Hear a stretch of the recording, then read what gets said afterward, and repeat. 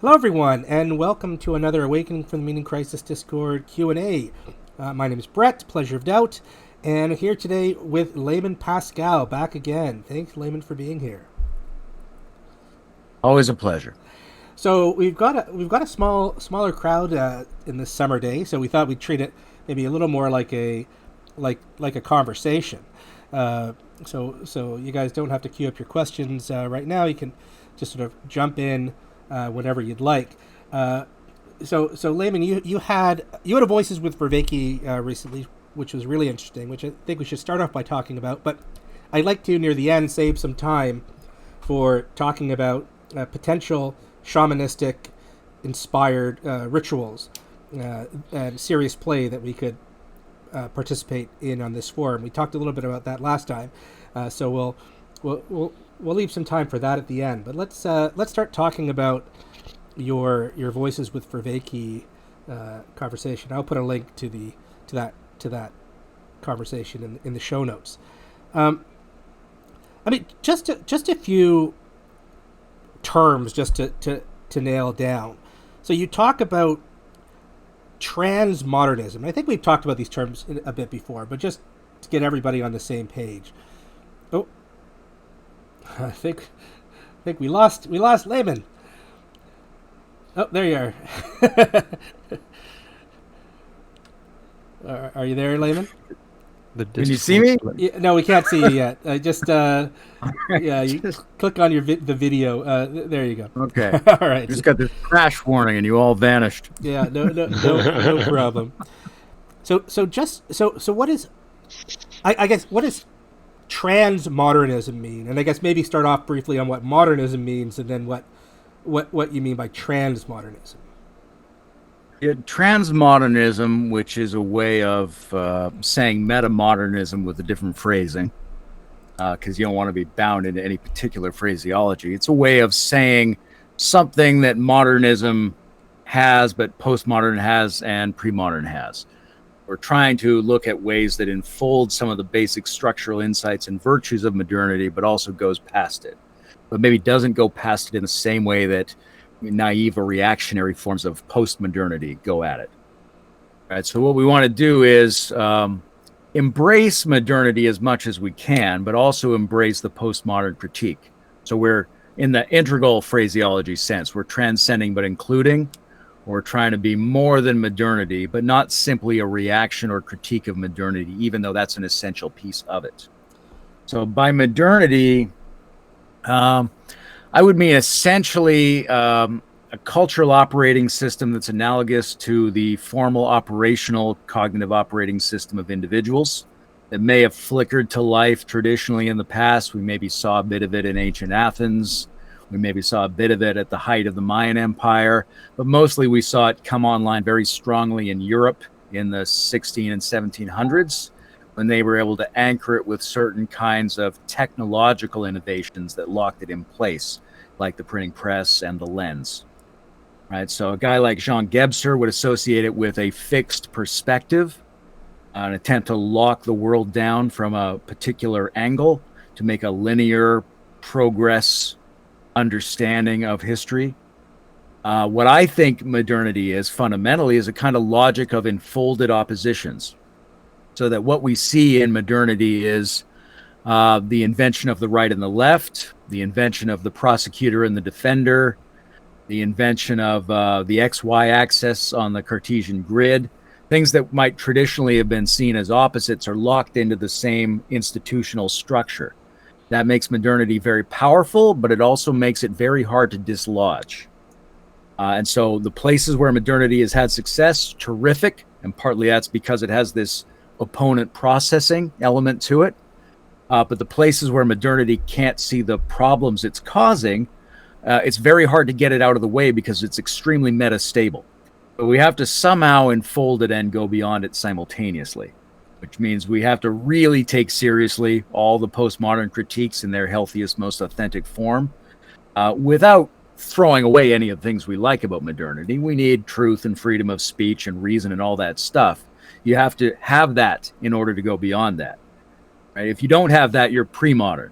In order to be transmodern, you have to absolutely have the virtues of modernity, and then add to that this much more sophisticated, ecological, pluralistic sensibility that folds in the externalities that modernity leaves out.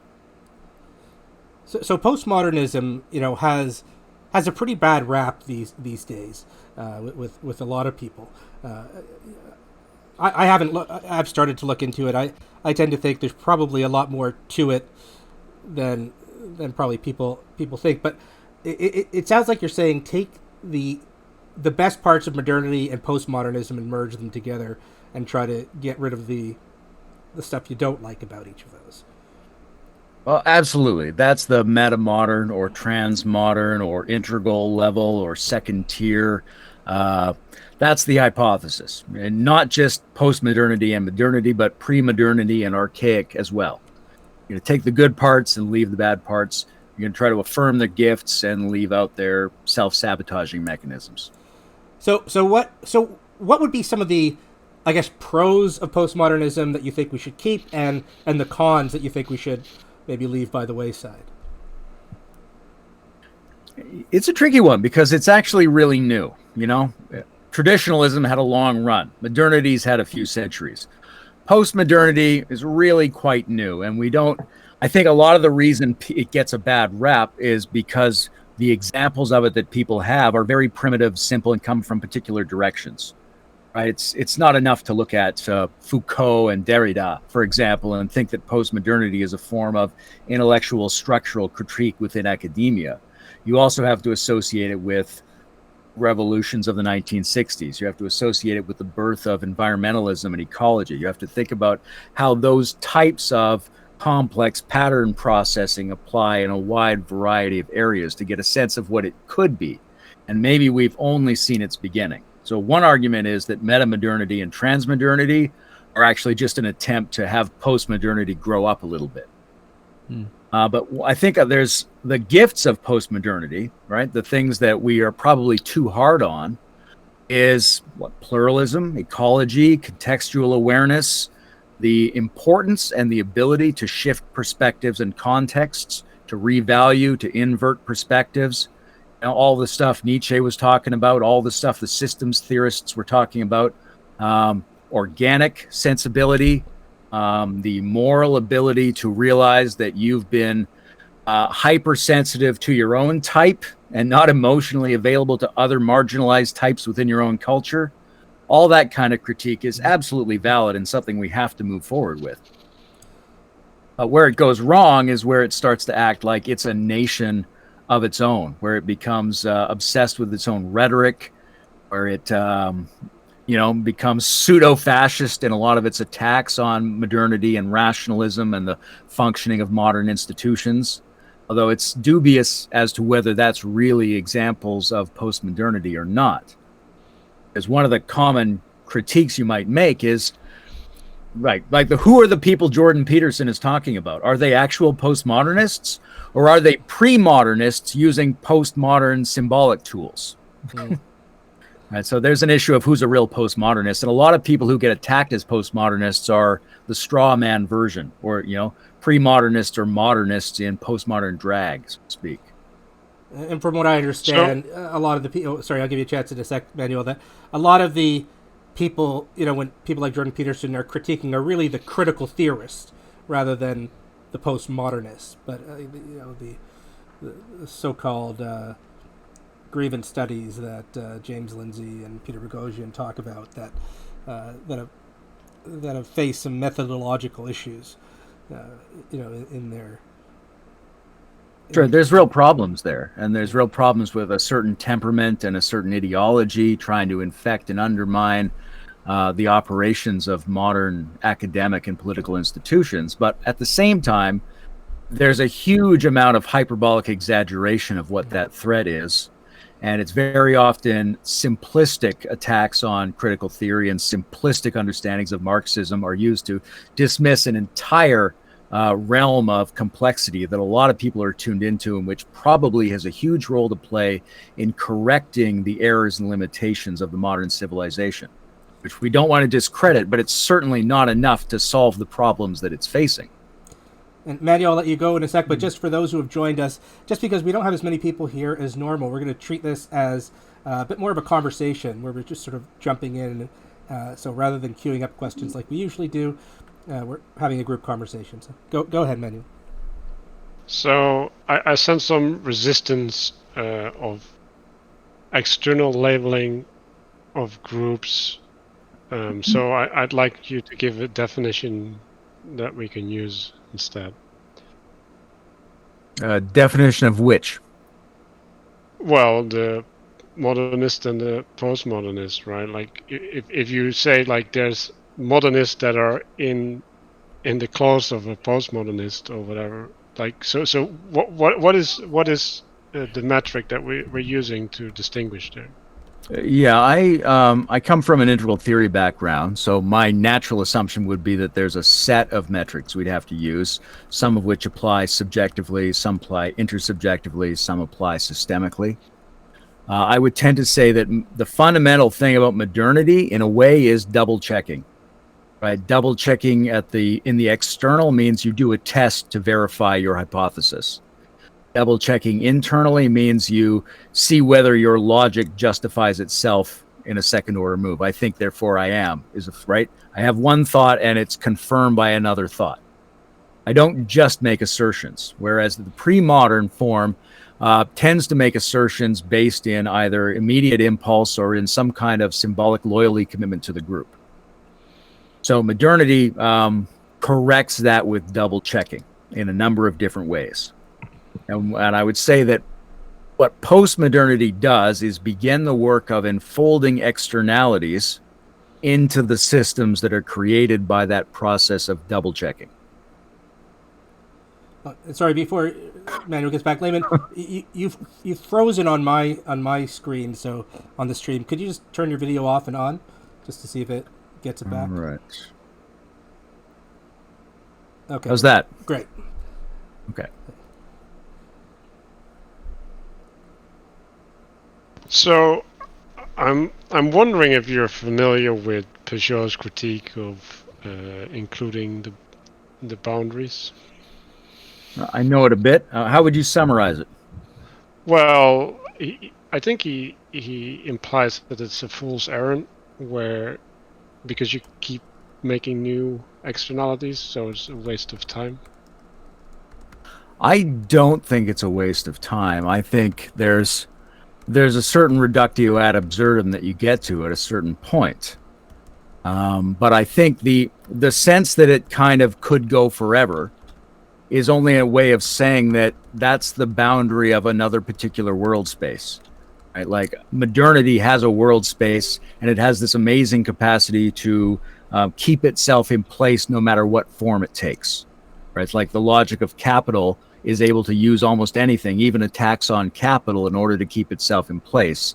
And there's a kind of infinite regression that's hypothetically possible because it is like a whole reality unto itself. And so to say that the enfolding of the boundaries and the externalities creates an infinite regress is, to me, a way of saying that it actually fulfills the role of a world space. It becomes a reality unto itself. I would treat that as a virtue rather than as a weak point.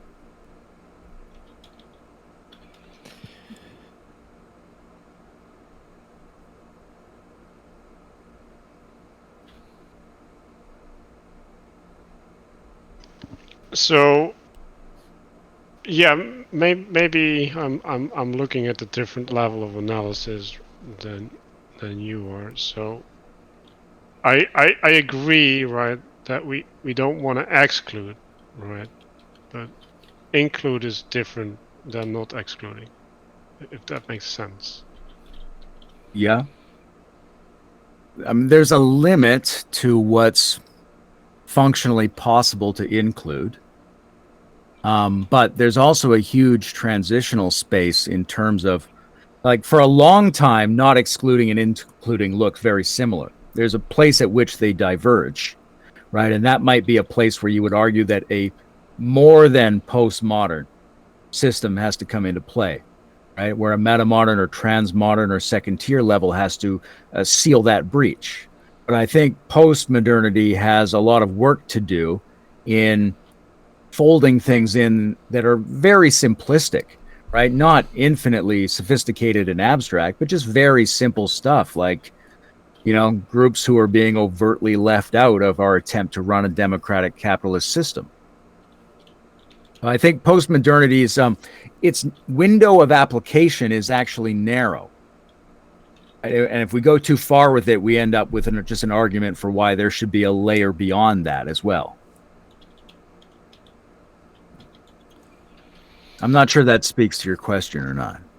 Well, no, I was just getting a lay of the land. So Okay. yeah, people can hop in at all. I'm just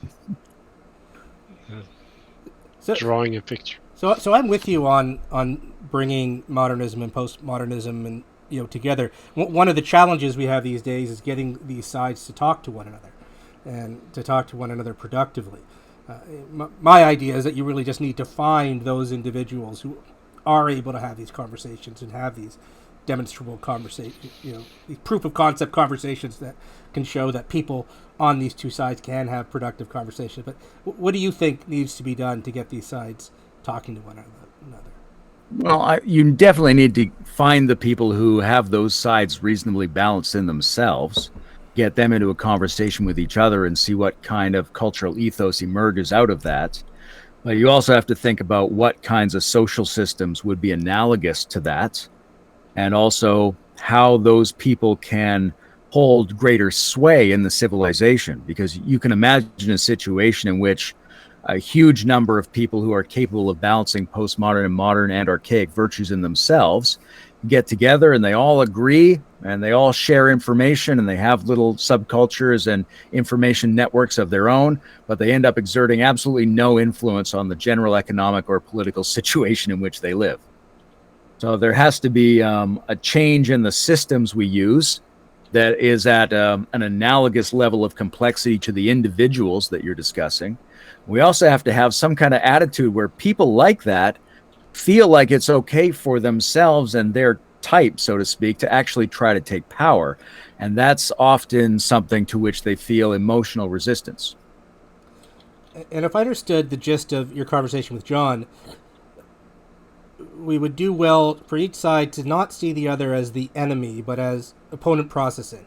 That there's pros and cons to each side that we want to maximize the pros and cons of each. So to you're against the other side, so to speak, but you don't need to destroy them. That you want them there. You want them there as a foil to you, and having that back and forth is a positive aspect of the system. Yeah, and there's areas in which that part's going to be emphasized, right? In terms of building culture with those people and coming to agreements. And there's areas in which you might de-emphasize that, where the arena that's been set up is a sort of zero-sum competition, and either you're going to win or somebody who does less of that process is going to win.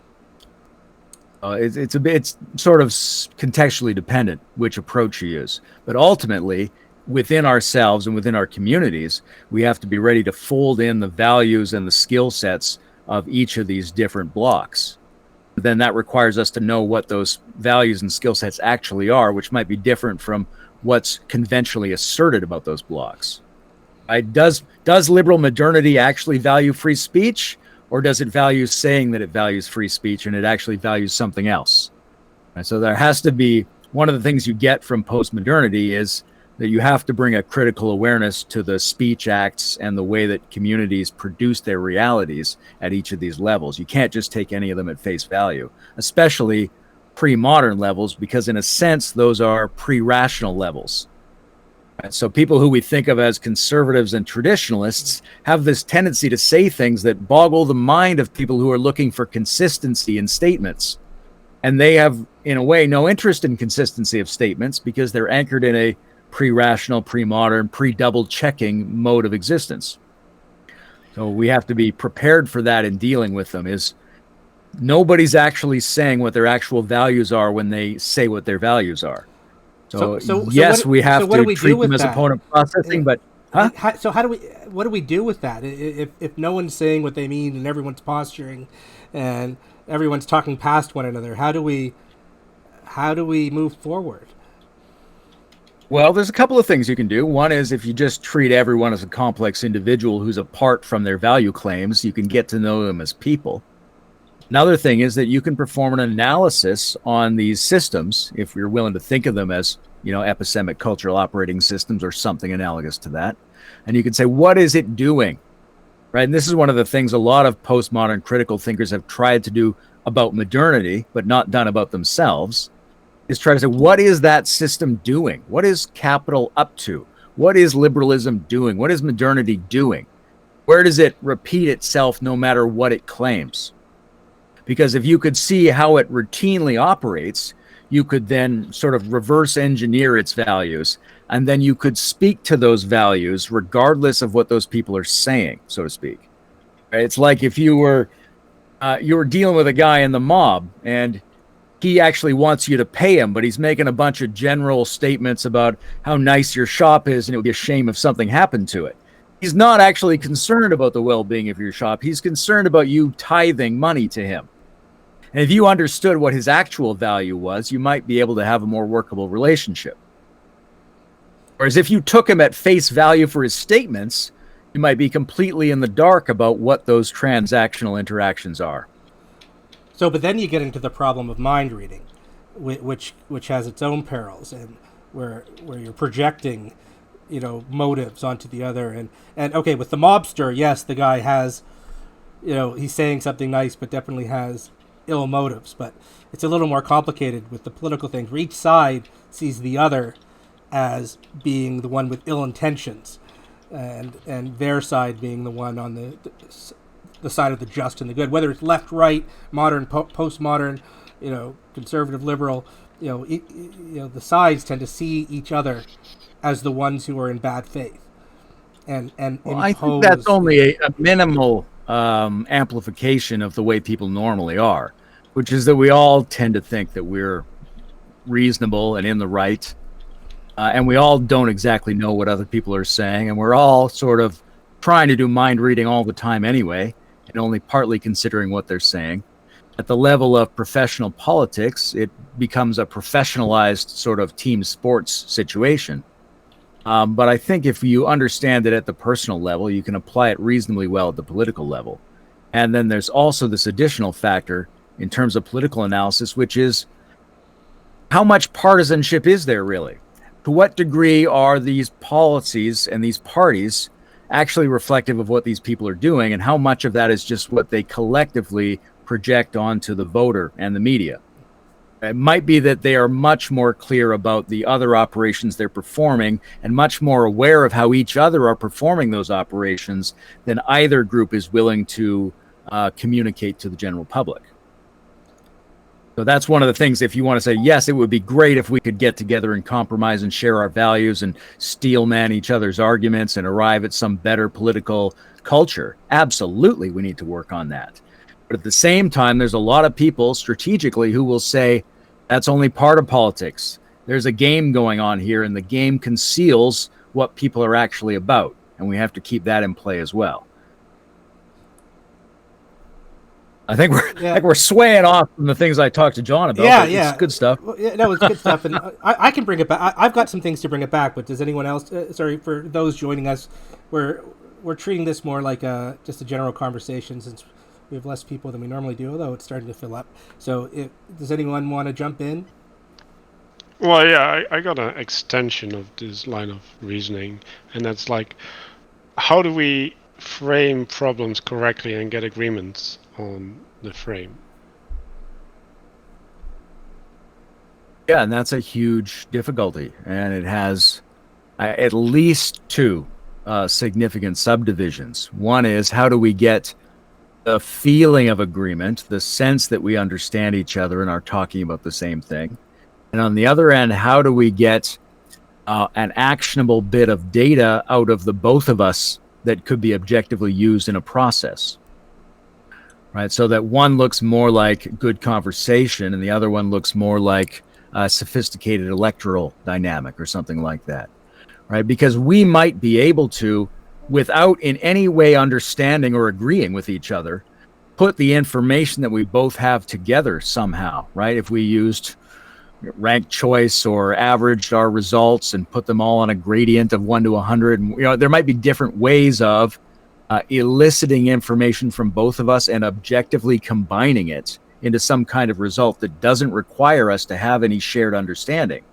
On the other hand, we might be able to really deepen our shared understanding without necessarily being able to figure out how to turn that into an actionable collective decision. So I think that, it doesn't really answer the question of the problem. It makes it worse because there's two problems that might not solve each other at all. Sorry, Layman, can I get you to turn your video off and on again? Okay. You bumped off again. Great. Thanks.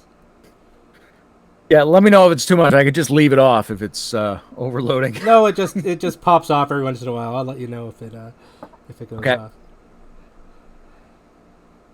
I mean, we have to do sense making with each other, right? And that's a skill that we're not very good at as a species, even though lots of us have had good conversations in terms of clarifying what processes actually make a really productive conversation where people with different values or different insight sets can bring those together into something more than the sum of their parts. That's something people are just working on now. And it's something that people in the middle of sense-making discussions at high levels need to be thinking about, hey, did that work? What just worked there, so to speak? Like, I think we're just doing the brainstorming about how these conversations work. Right? There are some group experiments, there's circling and things like that where people can work on building a shared vibe. There's also some interesting experiments on how you would make groups smarter. There's, crowd intelligence and holacracy and all these different kinds of experiments. We're just at the beginning of trying to solve the problem of collective intelligence, both subjectively and objectively. We're doing that right now. Our guess would be as good as anyone's guess. I was just wondering, in your conversation with John, you brought up the one and the many.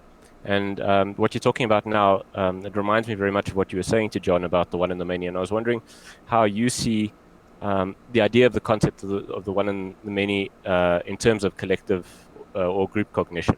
Does it have any kind of significance for you, or not? It could go either way for me. I mean, insofar as you treat the many as a discrete group of the many, then it's got some kind of one. But I think the more important thing is that a group can potentially become more unified. It can become more one-like, and that we ought to try to do that. I think that if you take the one-many as sort of a syntactical or ontological premise about reality, which is what John and I were talking about, that you can never have a one apart from a many or a many apart from a one. Every unity is also a set. Then right, whenever it's the inequality. It's like the inequality almost is what affords definition in the first place. Yes, and so then how do you work with that? And you've got to, if you have something that seems like a unity, like for an individual, I think you have to unpack that towards its manyness, which is to say, if you treat yourself as an intra-psychic plurality, you're going to be able to find a wiser decision or wiser response to circumstances. But conversely, if you have a pluralistic group of people, what you want to try to do is get some kind of unity out of them. It's never going to be a perfect unity. It's always going to be some kind of imbalanced one-many situation. But I think you want to, if it shows up for you as a plurality, then you want to try to skew it towards a unity. If it shows up towards you as a unity, you want to skew it toward a plurality. And you're never going to know the exact sweet spot between the two, but there's always going to be an interaction and a dynamic, and the fact that they're a little bit imbalanced is what's going to make that dynamic energized.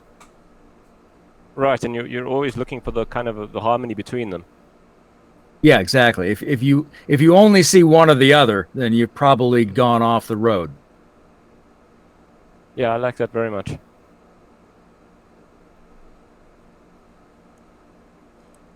So there's a term you use in your talk with John, distributed cognition. Can you just explain that for those who don't know what that means? Well, he and I were talking sort of about the extended mind concept. Oh. And we'll find out about that mind in just a minute. I think the AI that controls the universe has decided that you shouldn't tell it. Welcome back. Okay, great. Yeah, I mean, I think the simplest way to think about distributed cognition is simply that the processes of intelligence that we normally associate with physical neurobiology also involve other physical processes, right? The simplest one is a computer or another human being. That there's part of your cognitive process is going on in interaction with a person or an interaction with a device. The phone might remember things for me, right? And then it's formally performing a process I normally associate with neurophysiology.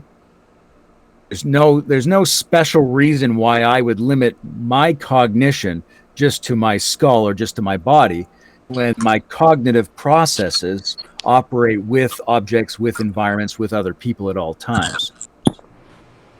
And so that's the simplest way, right? You could go more sophisticated from that, which is you'd say, well, how would we then maximize the amount of intelligence coming out of my interactions with environments or my interactions with other people, right? Shamanism might be a road to maximize my interactions with environments. Voting of more sophisticated kinds might be a way to maximize the intelligence I share with others. How can we get the information out of each other in a way that informs each other and becomes a collective decision smarter than any of us? So there's a sort of there's a gradient from the simplest form of I'm always in interaction, and my thought process, my intelligence is always expressed as an interaction and never perfectly dependent upon what's inside my skin sac. That's at one end. At the other end is we might be able to harness groups of people and systems of things in a way that's analogous to cognition to produce much more intelligent outcomes. Yeah, thanks. Anyone else want to jump in? Yeah, so hey. Hey, Tyler. If you look at really successful large organizations, and some that even profess to be strictly related to intelligence gathering, for instance, you do see a kind of combination of that unity and disunity, where you have specialized function.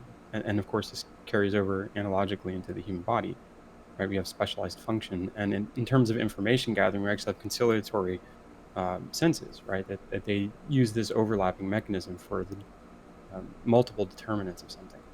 So it seems to me that at the production of this unity, right, I'm requiring this, at least in the input phase, right, multiple overlapping subspecialties that are essentially searching the space for something, right? It's a very strange kind of thing, but yeah, so in terms of the structure of what it is to have good distributed cognition, have you personally experienced anything that has taken a particular shape or particular behavior? Have you seen anything that stood out to you in a sense of this divided subspecialty, or what is the character of it that you've seen? I think the way I go at it, I feel like I see it everywhere I look. So there's a kind of underlying pattern. It's almost like the shape of a neuron, right? You've got the distributed set of incoming signals, and then they're getting processed in it, and they're being put out in some kind of conciliant form. And everywhere I look, I see that now. Where I particularly see it, in sort of leaving aside the notion of how decisions are actually made in the protocols of boardroom, where I particularly see it, like I talked to John about, is spirituality and religion, which is that the conciliant work of different subsystems within the individual or within a group layer together to produce a more salient and more satisfying phenomenon, which is more real, it's more enriched, it's more vivid, and that this is present even in the simplest forms. Like, this is one of the things that Eastern spirituality has been very good at bringing forward, is that the basic state of cognition that we can consciously inspect is already extremely rich. It's already very successful in terms of harmonizing a number of different subsystems in a conciliant way. So when you get a meditative tradition, for example, that says you should focus on just pure awareness, and that somewhere in there you might discover a kind of ecstatic transcendental bliss.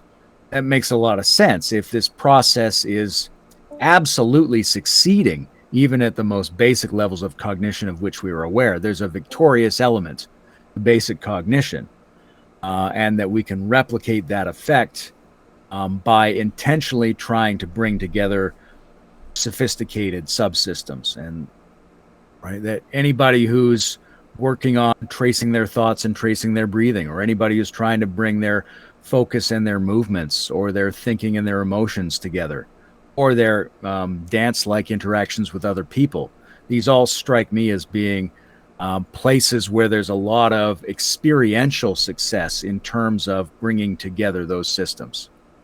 I think what we're nowhere near good enough at yet is objectively doing that in a quantitative sense. Simple voting is an attempt to do that. Transferable vote, ranked choice voting, these are all plausible. Proportional representation is not bad. Holacracy is not terrible. But I think we're still just at the phase of people guessing, and we don't have a lot of data. I've seen some good examples, but they're not consistently good. So I'm hoping everyone's going to be trying to think more clearly about how processes of communication between people attempt to upload the intelligence from all of them into a collective decision in a way that's analogous to what religion and spirituality do at the subjective and qualitative level. Right. Because like the strongest signals in our environment, which in an internal sense are usually our emotional state, right? So the way in which we characterize our current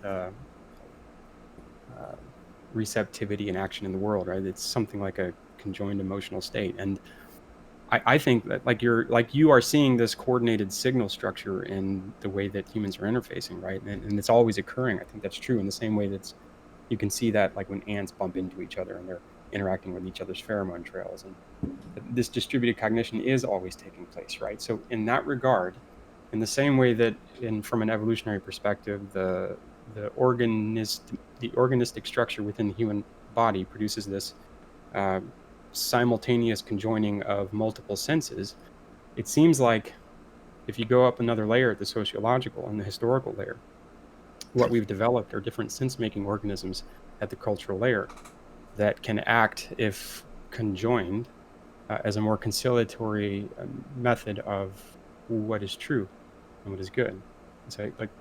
So religion, which seems to be like the combined coordinated chorus of all the different emotional states of a particular type of people and how they wrap that in a set of rituals and practices that attempt to maintain it, right?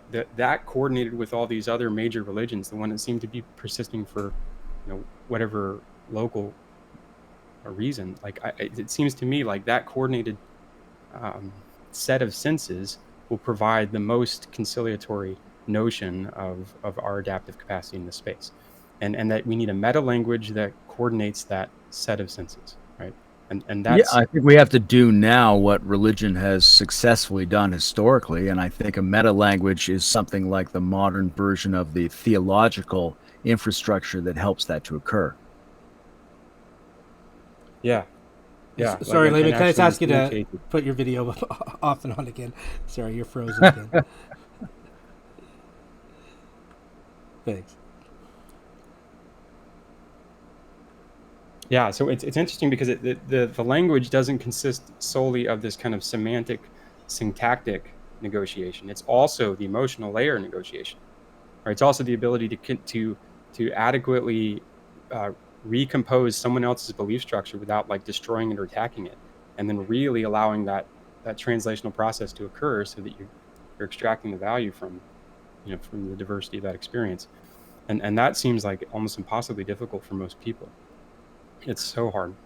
Yeah, I think people who are capable of it often don't realize what a small percentage of the other human beings on this planet are capable of that same process, right? So you have to, one hand, maybe invent systems that are structurally analogous to that work with people who can't necessarily perform that themselves. right? There might be ways of voting or ways of negotiating or even debate constructs in which people can be put into a situation that they wouldn't individually be capable of doing.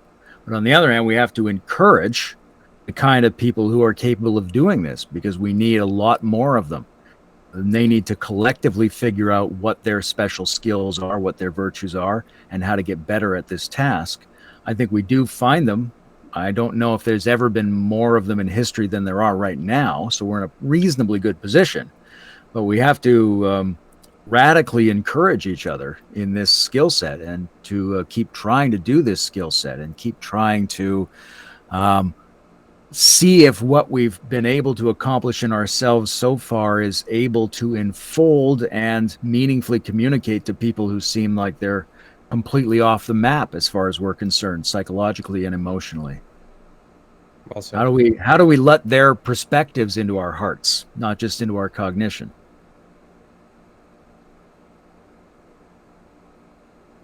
Thanks. So, you talked about creating a really a political culture that will allow people to focus on really awakening from the meaning crisis, that will allow them to cultivate, their own spirituality, whether religious, theistic or secular.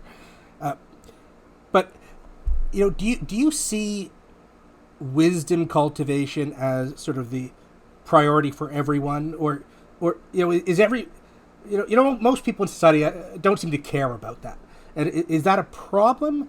Do we want everybody to be cultivating wisdom, or do we need sort of a certain subset of people to cultivate wisdom, and that will hopefully filter down, the wisdom that they cultivate will filter down to the rest? Yeah, it's in a kind of gray zone between health, which you want everyone to have, and knowledge, which can be disproportionately distributed among people for different tasks. Wisdom, I think, is something that everybody needs to be working on, but not everyone needs to be working on it in the same degree.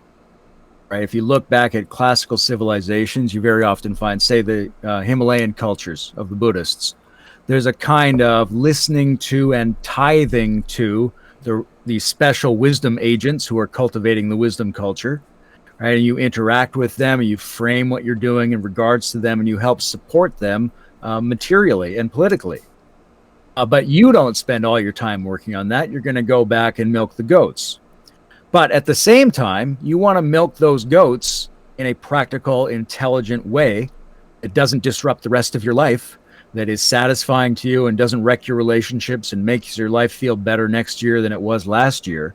So there's a certain sense in which everyone needs to be working on some primitive wisdom skills, and another sense in which only a small percentage of people need to be extremely focused on that, and then some kind of interaction between those at the level of the culture that allows the broad mass of people to support that phenomenon because it's useful to them, and simply because they recognize its value in general.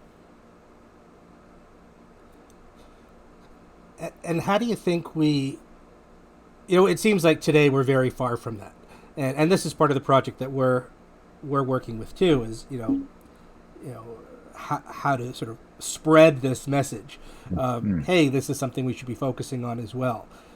Where do you fit there? How do we, spread it without being too preachy, or without coming across as indoctrining? And is that a word, indoctrining?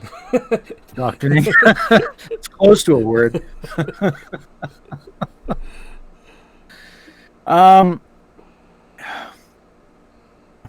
It's tricky because there's a certain kind of wisdom that's always available to everybody, and they're always interested in it, right? If you read the dialogues of Socrates, very often Socrates runs into a sculptor, and he's like, explain to me what the secret of sculpture is. And then he goes off on that, right? But he sees in that practical skill set an example of a wisdom, right? Because that which makes anything in reality workable contains to some degree information about how to make other phenomenon in reality workable, how to orient yourself towards things in order to have a better grip on them, so to speak.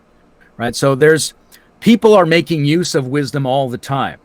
And you could deepen the wisdom that they're making use of, and you could present to them wisdom in the form of, hey, this is really useful to get something done. And when we talk about politics and philosophy, very often we're not approaching the topics in which most people are actually using wisdom skills. Mostly they're using wisdom skills in how they make dinner or how they do their job or how they make love or something like that, right? They're trying to raise their kids with some wisdom. They're not really worried about wisdom as a topic on its own. So there's that side of it. The other side is that I think we could hypothetically work through health as a concern, right? Today, it's not uncommon for doctors to suggest mindfulness and meditation practice. Just like it's not uncommon for doctors to suggest maybe fasting, which might traditionally have been seen as a religious phenomenon. So there's a way in which a broader definition of health could be a leverage point of telling people to do something that is actually aligned with wisdom production, which is sold to them as a way for them to keep their health and keep themselves energized and moving forward and clear-minded and all those basic things that they're interested in. Then you might add something like, you really have to have a mechanism for politically and economically privileging wisdom production. Right? That's what they had in the Himalayas. The people working on wisdom production were in golden temples. They had costumes on. They had a huge pageantry of rhetoric and symbolism that they used. So and they received taxes from people.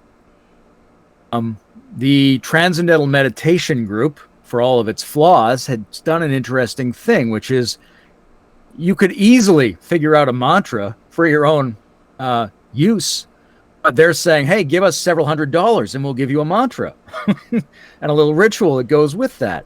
Now, on the one hand, that seems exploitive, but on the other hand, it seems in line with the attempt to promote wisdom cultivators to a socioeconomic status that would make them of significant relevance to the rest of the civilization. And that's been done in many of what we think of as the high spiritual civilizations of the past. It's worth considering those things.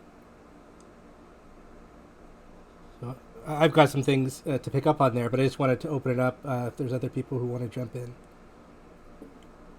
Yeah, I want to jump in, but please, Brett. No, go ahead. Go ahead, Jay. Okay, hi guys. Layman, thanks for being here. A little bit of a note of gratitude and sycophantic sophistry, maybe. My perspective is informed not only by the recordings of your dialogues with John. I've been also taking a bit of a pause from this specific scope and going into the back catalog of Integral Stage, for which I would like to congratulate you for great work. Very entertaining and very enlightening. And with that context, I'm curious in two vectors. One is, I'm not quite sure the exact reference in which talk, but I remember you vividly speaking about the importance of style, form, as in the way of moving forward includes how we speak to each other, not only what we speak to each other about, if that makes sense. Can you recall what I'm trying to point at? I don't know the specific reference, but it's a theme that I think is very important. In some ways, it's identical to some of the ancient traditions, right? If we think of the Tao as the way, then that's the way you do things. It's not what you do, right? Taoism is essentially how, not what. Yeah, that's a very good way to compress I it. could go on about that, or did you want to bring up a second point?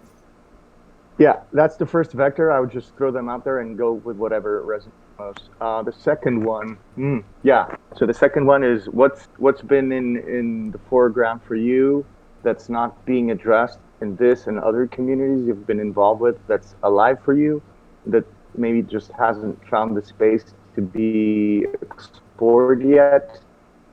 Yeah, what's the life for you? That's a now? really And interesting that would question. be second Thank you for that. curiosity. I mean, one of the things I think about the most, and it's not surprising, but is sex and sexual dynamics and the way in which you would have a post-metaphysical tantra of various kinds and how that fits into other kinds of meta-level insight systems that doesn't often come up in the discussions that I'm in. I can think only of Jose Ferrer. When I was talking to him, he brought that up. But the other thing that's really been on the tip of my soul, so to speak, lately is the attempt to establish a conversation-like relationship with my own generalized coherence of being. So say I'm either doing some practices or have a lucky moment in which I feel a strange blending of all my parts and functions into something more than themselves. And maybe I just think, yeah, this is a nice moment. But then I notice it actually has this other phenomenal architecture to it. And I'm examining it. And I think, where am I going to go with this, right? I frequently get to this place where I have this intensified being sensation of the whole of myself. Maybe what I can do is take a page out of the ancient religious texts and act like it's an entity other than myself, even if it's really just myself or a supra self phenomenon of some kind. So I began to talk to it, describe its features, try to seduce it into conversation with me. And very often, in a manner analogous to Gendlin's approach to therapy, where you try to turn a tacit felt sense into language by saying a whole bunch of adjectives that might apply to it and looking for one that locks in, I'm describing this phenomenon to myself and to it as if it's another that I'm praising or a person that I'm wooing of some kind. I'm trying to say to it what it's like. And there comes a moment in that where it does seem to speak back to me, right? There's an imaginative question or answer that comes back to it and a physiological shift in which it seems to draw closer to me than it was before. And I feel like this is the dynamics of how that plays out is a very significant step in a certain process, and it never comes up in the discussions that I'm having. I mean, it seems too classical. I'm happy to joke that I'm a religious fanatic, but when I describe the processes too much, I worry that I'm getting too close to it. So some of it is other people don't ask, and some of it is I'm a little cautious about bringing it up. Well, It's the strangeness of it actually seems somewhat strange to me. I can really Right? It does seem like an ordinary process because you and I are speaking to each other, and it is, there's a voice coming out of our heads, and from whence it's summoned, who's not, who knows, and like we are entities unto ourselves. So in order for that process to occur yet again, it doesn't seem all that strange. For it to be continued. I agree. I mean, it's very straightforward. In a way, it's a very common sense procedure. And that's one of the reasons I think why it's had such a hold on the species over history. That we might critique personification and anthropomorphic views of reality, but it's absolutely natural for human beings to talk to and with phenomenon, whether those phenomenon are other beings or animals or plants or systems or ideas. That's a very natural form of our cognition. And it should be a very natural thing to apply to the higher states of our cognition as well. Although we exist in an intellectual culture in which you're never sure how much to bring that forward these days. What you describe sounds somewhat similar to internalizing the sage that we've talked about, that John talks about. But I wonder if you could, just give maybe a little example of who the subject of your it would be and what a mini dialogue would be to show how this psychotechnology, I think it's the psychotechnology you've described, would works, or how you do it. Oh, okay. A semi-imaginary scenario where I'm sitting in the yard and I've been either organizing a lot of my internal parts through a flow activity or through an intentional attempt to organize a lot of those parts by focusing on several different subjective systems simultaneously and trying to balance them for a while, till they feel like they've really got something in common, and that spreads over the whole of me. Is that too vague? Should I go into more detail about that? Yeah, sure. Let me know if any of it's too vague. I think I know what I'm talking about. More details always appreciated. All right. Well, let's say I'm sitting in the yard and I see a hummingbird, and I'm like, oh, that's a hummingbird. So now I've got some mental activity, and I think of the things I've thought of about hummingbirds, and I'm looking at it closely. But I'm also then checking on my emotional response to hummingbirds, and my aesthetic response, and my physical response, and my awareness of the general background. I notice that I'm doing this. I'm bringing a lot of systems into play. So now I try to apply a certain meta procedure to that, where I'm trying to equally dole out my attention to each of those things. I don't want to give any one of them more prominence in my awareness than any other. And this is tricky. So I'm going back and forth like a guy trying to juggle or spin plates. But after a while, I get a good rhythm going.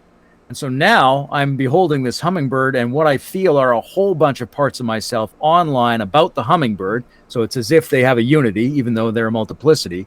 And they're all so well balanced and so grasped together in the same intentional act that it suddenly feels as if they are intrinsically one greater thing. And this washes over me with a wave of subjectively satisfying, intensified beingness or wholeness or coherence or whatever I'd like to call it. And so I'm looking at this phenomenon and I think, you know what? This is the best phenomenon. Every great phenomenon has got to be a version of this great phenomenon that's occurring to me right now. And I'm pretty sure I could think about it as a version of myself, or just as a thing, or as an other that I could relate to. So I start saying to it, I don't know how to relate to it as an other, right? Because I don't have a belief system that's going to just tell me what other it is. I don't want that. I want to have an organic relationship with it as an unknown other. So I say to it, oh, look, you seem to be around me. You seem to be smooth. You seem to be uplifting, but not totally uplifting. You're still grounded. You seem to be sparkly and shiny, but transparent. I can see through you, right? You're very familiar, and yet you're uncanny. I'm saying these things to it as just adjectives and descriptions. Then at a certain point in my imagination, if that's all it is, maybe it says something back to, right? Something ridiculous or something very satisfying. It tells me, it suddenly says, I'll always be with you. And then it feels like it sucks into my solar plexus. It hasn't disappeared, but it's way closer. And I feel like I've melted a little bit. My ability to distinguish myself from that other seems to have vanished or gone up a notch. So that's an example of something that might happen. So it's almost like, meditative awareness and savoring, and just meditative awareness of all the relevance realization machinery that's going on in your body at the same time. Is that? Well, I don't think you're ever going to get all of it, right? But what you can do is you can get multiple versions of it. You can get significant subsets of the relevance realization machinery operating in tandem, and what they will produce is something greater than the sum of the parts, which feels very you, so to speak. So are you talking about, for example, looking at the hummingbird, focusing on there's these colors coming into your eyes, or sounds coming into your ears? Maybe you have a feeling in your chest about when you see the hummingbird, makes you feel happy or scared, or it comes at you and you feel scared. Is that what you're talking about by being mindful of all these different mechanisms? Well, those are certainly some of them, for sure. I mean, you could be, you're right. There's every spiritual methodology arguably could be a description of integrating some of these subsystems. Right? So maybe I'm just doing a very simple thing. I'm looking at the hummingbird and I'm aware of myself. And then I say, what I want to do is 50-50. I want to be exactly aware of myself as I am of the hummingbird, and vice versa. I don't want either one to predominate in consciousness. I want them to have simultaneous parity of felt attention. And though that's a classic kind of meditational technique where the difference between self and other blurs out into a transcendental excess, right? They're not canceled, but something's blurred out. You get this sense of experiential commonality between self and other, to the point where the other might as well be the self in a wonderful way. And so any way that you could partition psychology or neurology, you end up with different sets of subsystems, right? Some of them are more dubious than others, or more traditional, let's say, right? You could do chakras. You try to bring multiple chakras in, or you could try to do left and right halves of the brain. If we talk about shamanism later, the left and the right halves of the brain are going to be significant in producing the type of trance state that's common to most shamanic rituals. That's great. How often do you do this practice? It's interesting because the way I'm going at it is attempting to describe every practice as this practice. So I do this practice in the kind of way I was just describing it a couple of times a day, usually in the middle part of the day. In the morning, I'll do another kind of practice with, a repeated intentional focus. But I'd argue that that's ultimately the same kind of practice, just coming from a different angle. Right. Usually midday, afternoon, whenever I'm outside or whenever I'm bored with what's going on. I think one of the great things about having an ecology of practices is that things that are otherwise boring or waiting, or you get displaced from whatever you're doing, those become tremendous opportunities. Any chance to be 10 minutes early to a meeting, great. Now you have nothing to do except be with yourself in the world. And if you want to try something out, like, that would be my suggestion. It's different for different types of people, because some people need a very secure suggestion from a tradition or a mentor.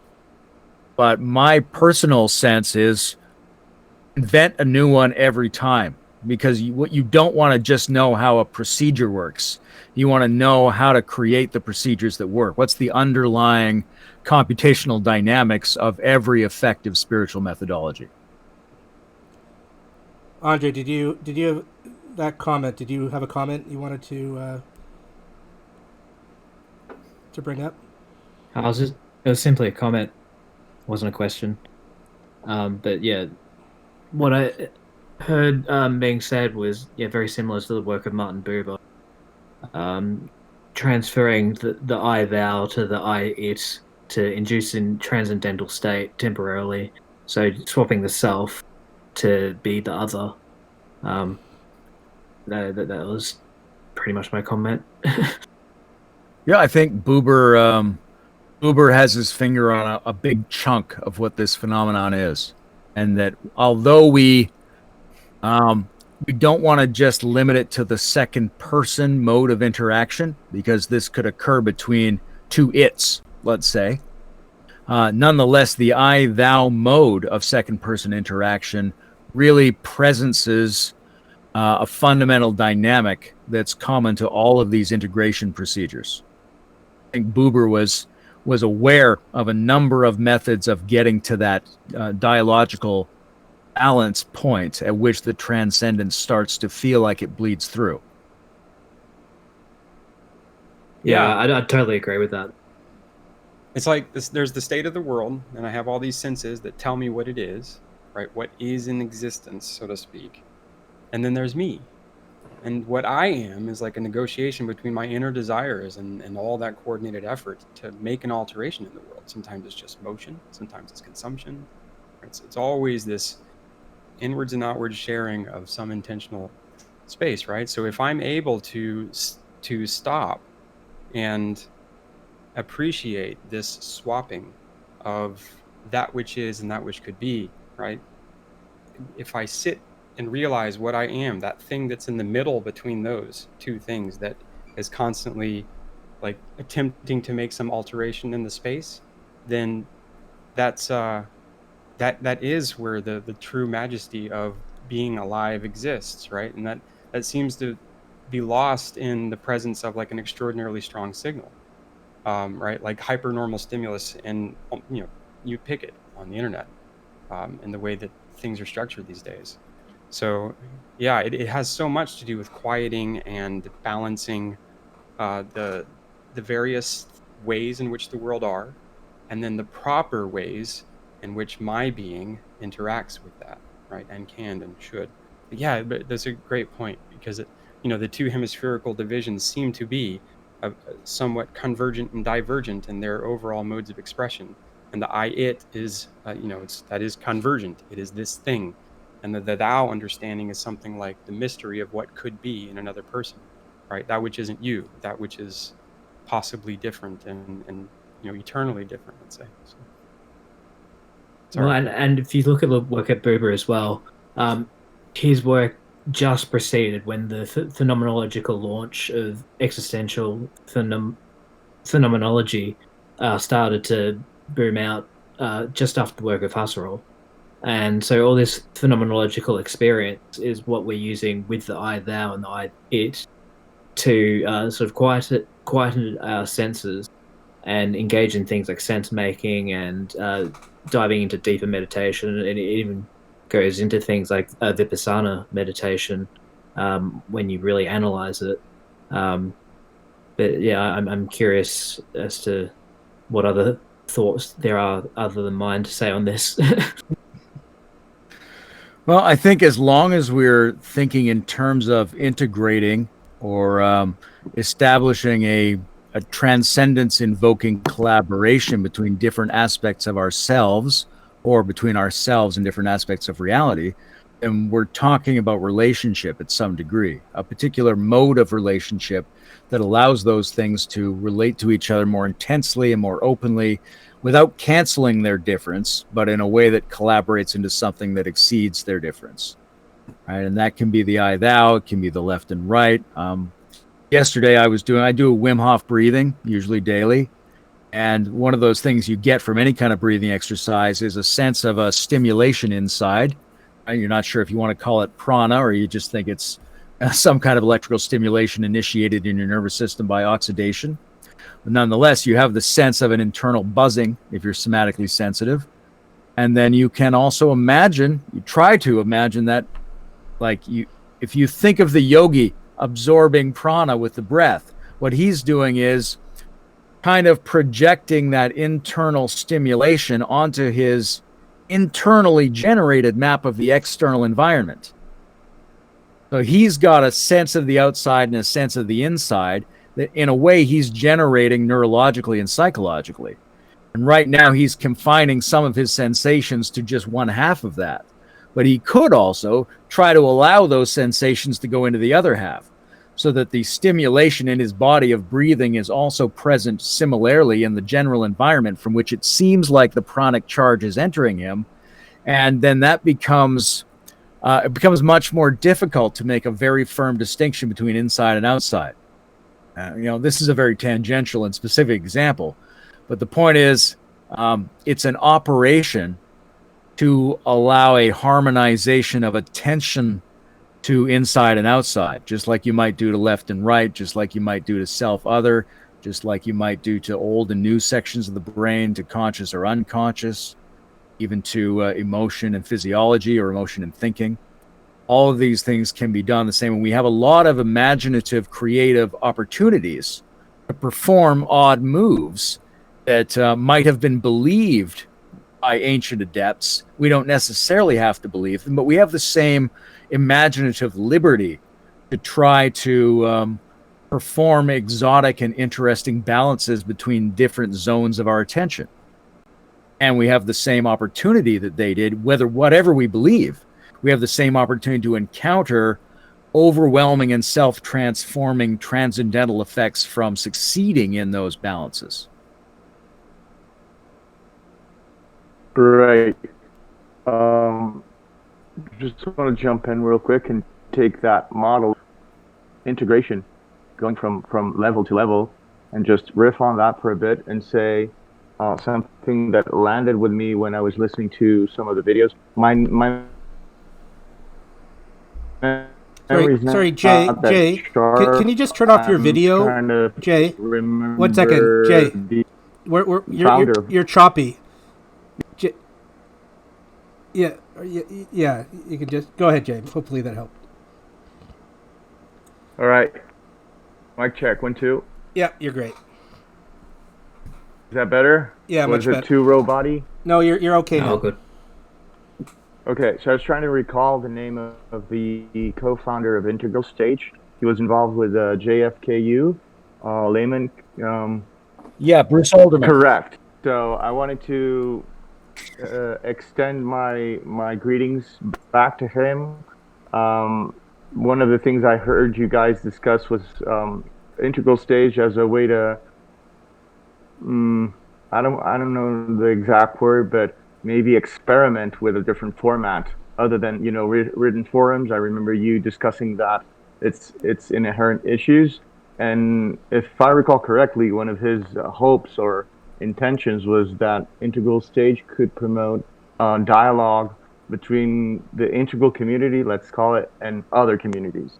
So within that context, I wanted to extend my greetings back to him and say that his hope is not in vain, and that personally, speaking for myself as an individual, I'd be happy to see cross pollination between this space and an Integral Stage.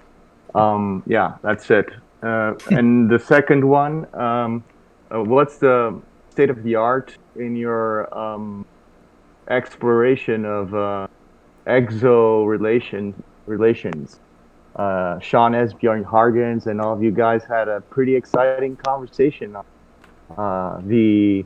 I don't know what the right terminology nowadays is, EV or whatever new word for ET is. That was a very interesting set of discussions that I'd be curious about. What's the state of the art as of today on that vector? Okay, well, I'll pass your greeting on to Bruce, and I think there are a lot of communities that are analogous to the integral community, and I think that's something that's basically inherent to the integral meta theory, is that there ought to be a general space of people who have these kinds of insights that we might call second tier, we might call meta, we might call trans, whatever they are. There's a lot of people coming into a similar set of insight structures and a similar shared temperament, and that those people don't necessarily know even that the other groups exist, because they all came out of their own space, they all came out of their own phraseology.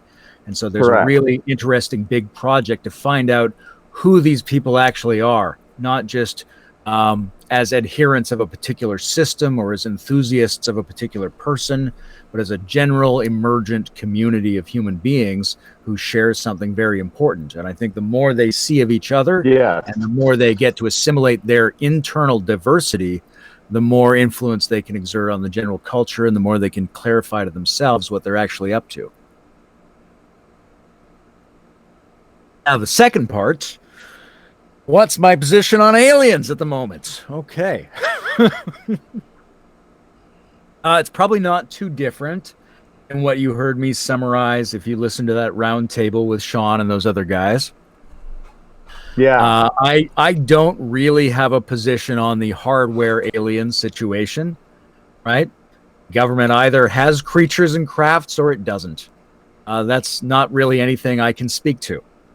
What I can speak to is the more shamanic side of it. The idea that there are semi-protean, qualitative, dubiously intelligent, intriguing, entity-like phenomenon that disrupt our normal sense of the difference between singular, plural, inside and outside, which very frequently come upon people in natural settings, very often in the sky, or coming down and going out of the sky. That this is, at the very least, a significant phenomenon that has been observed by human beings for as long as we have recorded history. The people who have encounters with these things find those to be very important in terms of understanding the ontology and cosmology of reality, but also in terms of understanding themselves and how they should be in the world and what they should be doing culturally. I personally find my experiences of that kind to still be some of the most magical and vivifying experiences of my life. I used to be very driven to try to make sense of the phenomenon.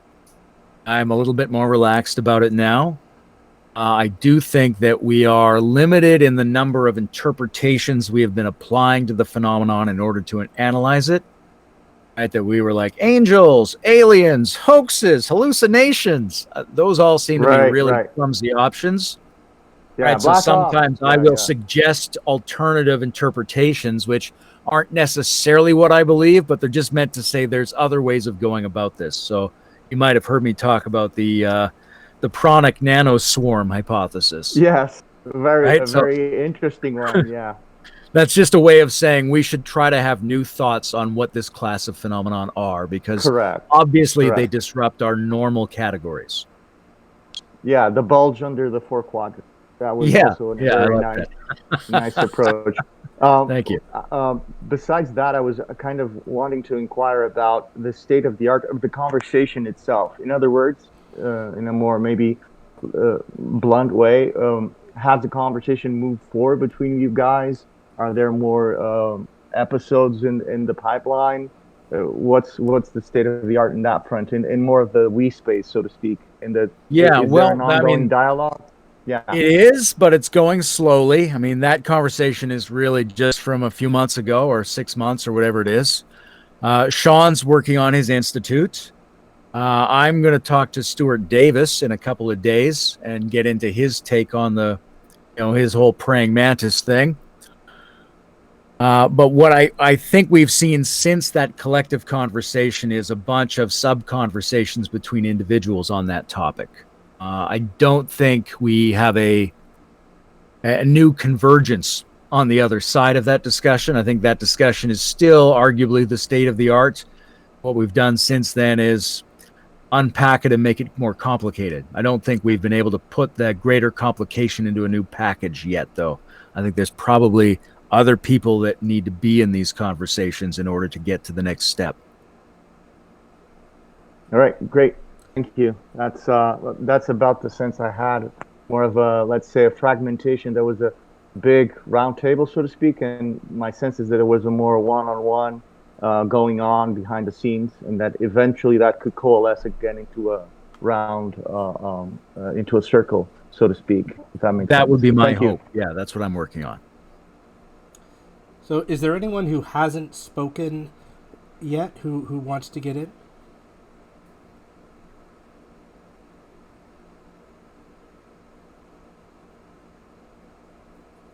Take that as a no. I want to move on in a minute, but just to wrap up the Voices with Vervaeke talk. I mean, there's so much more we could actually go into, so your talk about the UBI and policies such as UBI and fostering a culture that allows people to have the time to cultivate wisdom and relevance realization and so on, leads me to question. So we have in the West we have this sort of production culture. We need to be productive, and companies should be productive and produce, and especially people on the right are very much in favor of this production and this capitalistic production. But it occurred to me that maybe if the cultivation of wisdom is a priority, does that necessarily take away from the goal of maximum production? That's maybe not that we shouldn't necessarily focus on maximum production. We don't need maximum production. We're going through the wisdom of Hypatia now with John and the Epicureans, who's the focus on what do we need versus what do we just want, and or it can be satisfied with less, satisfied with what's necessary, and that can make us happier rather than all the success. And so do you think that fostering a culture of wisdom cultivation requires a more relaxed approach to production? I would say a more sophisticated approach to production. And that probably has two sides. On the one side is the Andrew Yang argument, right? That a lot of the production in the normal sense is being taken over by robots, software robots or hardware robots, right? That they are going to and already are taking on a lot of blue collar and white collar tasks so that productivity can increase with people doing less. So that's a situation that's emerging into social history now. On the other hand, what do we mean by production? I think in order to get to wisdom culture, you have to have a more multifarious and nuanced understanding of what productivity is, which means qualitative, not just quantitative production. It also means what classes of production are being unjustifiably privileged in a conventional, say, conservative notion of productivity. Right? What are we making more of than we need? What are we making of in a more shoddy form than we need? What are we not making that we actually need that would have great value? So in order to have a richer notion of what values are for human thriving, and in order to make sure that productivity matches up to this diversity of values that we're aware of, that's the work of the economic philosophers of today and tomorrow. Yeah, I would say largely that. We have to change and expand the notion of productivity and at the same time be aware that we are adapting ourselves to a situation in which productivity may not require as much human effort as before. But the other thing that you'd get with that is what's the appropriate conservative argument for a future like that? And I think that argument is you've got to put the effort in, right? If this is a wisdom culture, you have to be working on that. You don't get your UBI for nothing. You have to demonstrate that you're actively engaged in self-refinement, right? Or something like that. And there, it's abstract, but there would be ways to do that.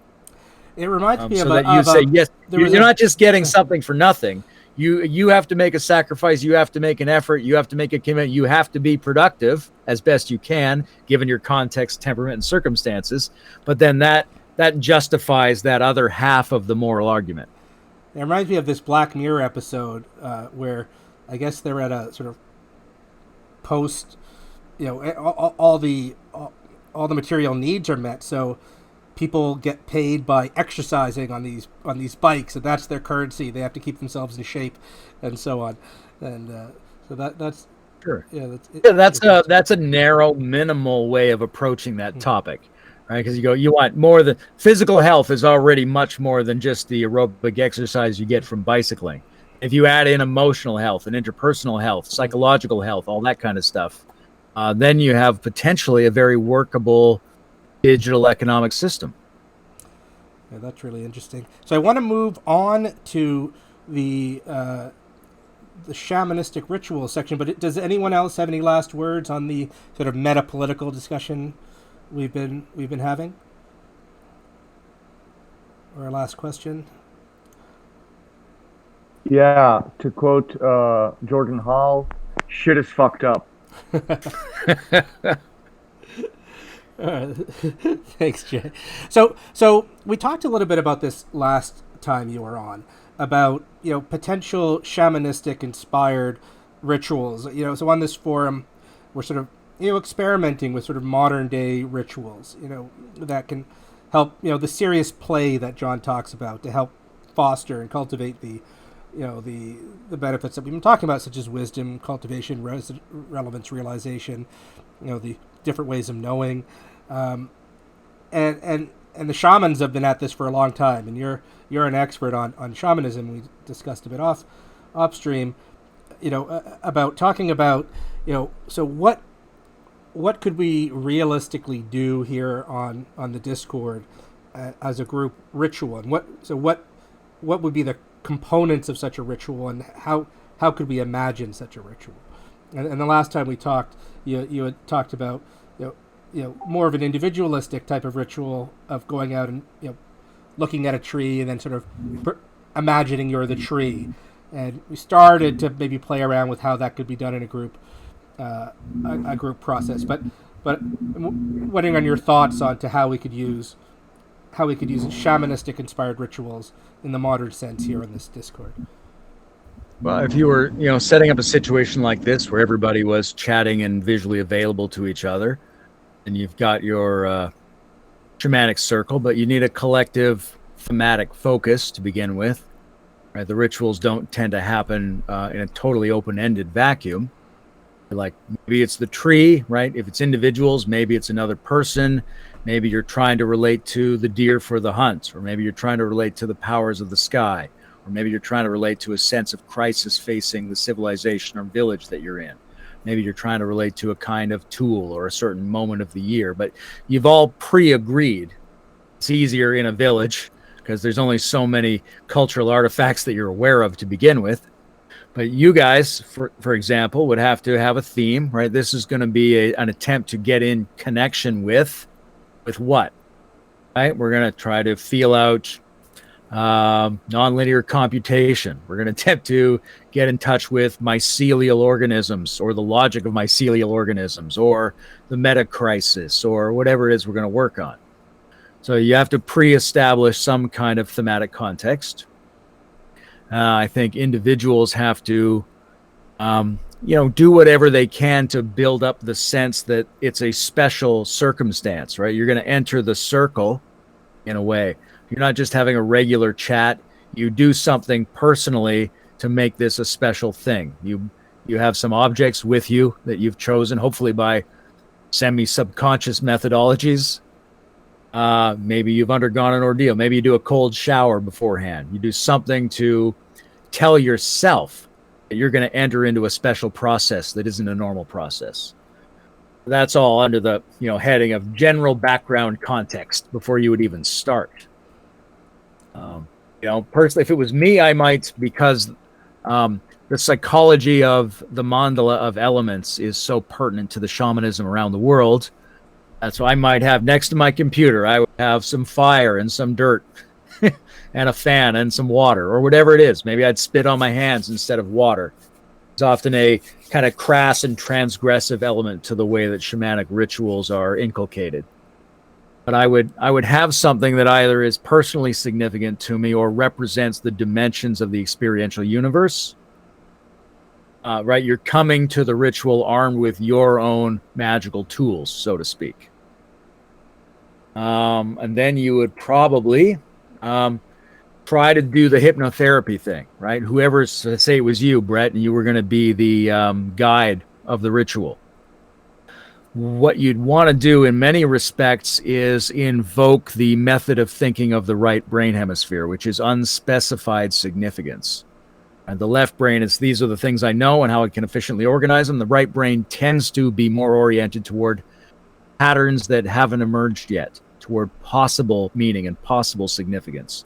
And that's one of the things you do if you're going to do a conversational hypnotherapy induction, is you just start saying things that sound like they have a very particular meaning, but they don't, right? And that's, to say it, it's a little bit embarrassing because you think, I'm not actually saying anything. This doesn't mean anything. And maybe I'm manipulating the other people. But the alternative interpretation of that is normally these two brain hemispheres are out of whack. And in the shaman and the shamanic ritual, and possibly in our ancestors generally, there was more of a parity between these hemispheres, which takes the form of a consciousness that is half unfocused. Right? I don't know if that is that too vague. Well, yeah. Let's say we take the meaning crisis. Let's say we want to embody that. How could you demonstrate what you might do if you were leading the session? Again, I would, you set up the context, you set up the theme, everyone's thinking about it. You have some kind of induction speech, and that's where I just was like, this is what you would do in hypnotherapy. I want you to realize that you're about to experience something that has the very real possibility of being profoundly transformative in a way that is unique just to you. And when this happens, whenever it happens, you'd go on like that. You're constantly using semantic pointers to a super meaningful thing, but you don't specify what that meaning is. You repeat that a whole bunch to get people into the right brain balance to go forward. So now that you've got that, so you're sort of they're mentally prepared, and they're watching each other. So it's tricky with the meta crisis, right? You might go around the circle, or you might try to do this simultaneously. You'd ask people to try to act it out like they were an improv class. In many respects, ancient shamanic rituals were like improv class. Right? You say, like, make a noise or move your head in a way that signifies the meta crisis. It's okay to be wrong. You're just going to try it out. You try to feel what you feel like that crisis is. You're going to try to do something, and you'll be able to evaluate yourself and see if you're closer or farther away from succeeding. And you'll also be able to see the other people trying it in real time. And then you might sort of fall into a more spontaneous level of coordination with them. Right? So that could be done at the level of physiology. Like I say, you're acting it out.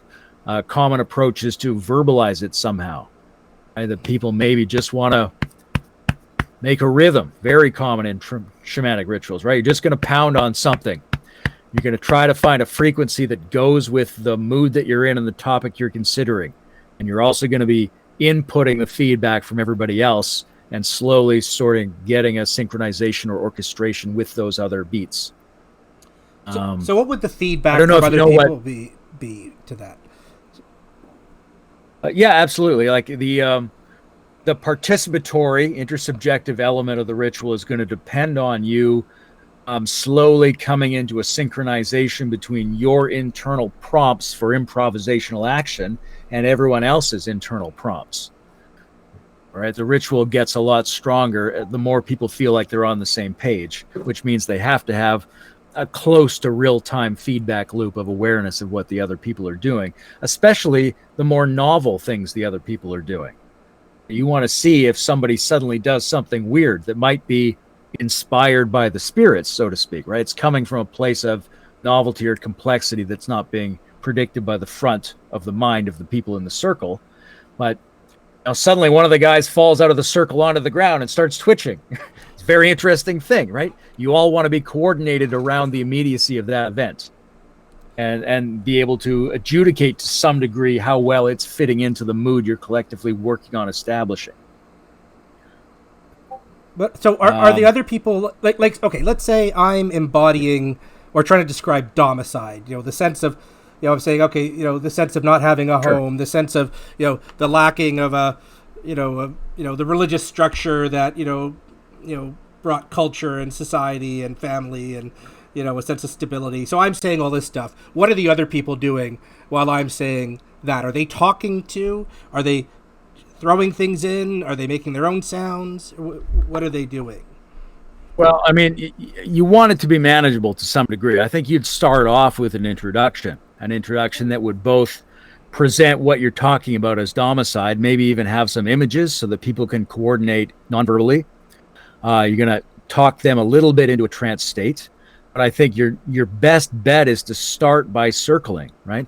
If you had an order of people to go through, if you were like, just gesture, show what domicide looks like to your physiology, and the next person, and the next person, the next person, and go through that circuit several times so that nobody's trapped at the initial level of self-consciousness. Or, maybe they were wrong the first time and they're better at it the second time. You want to cycle through enough to start to get a collective rhythm. After that, you might want to just have everybody interacting simultaneously. Go around the circle. Very common phrasing about how to do that.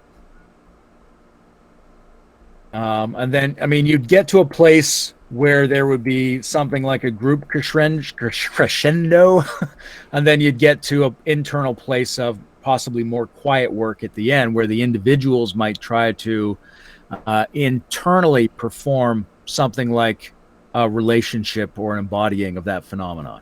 Right? The way I talked about doing it with my wholeness, it's very easy to create an imaginary dialogue with a phenomenon, especially if you've had some kind of energetic contact with your concept of that phenomenon over a little while. Right? Right? You could just ask yourself, or you could do it, and a person could lead this. Are you familiar with the big mind process? I'm not, no. It's a form. There's a Zen teacher named Genpo Roshi, and he took this idea out of a number of therapeutic lineages. And he starts off asking people around the city, I want to talk to your mortal self. Can you speak to me from your mortal self? And they say, well, I'm going to die, it sucks. And they say, okay, now speak to me from your immortal self. They can make that flip pretty quickly. And you can sort of therapeutically go around and ask people to talk as if they were something. Right? So maybe you've done this motion thing a few times. Then you're going to go around and say, everybody speak to me as if you're domicide. Tell me what domicide wants to say. And so now you're bringing that spirit into the circle in the bodies of the participants. So- Yep. Go ahead. Yeah, I have a question about group size. Do you have an idea about group size, or would you have like a specific set of people that are more upfront, while there's another set of people that are more passively participating or something?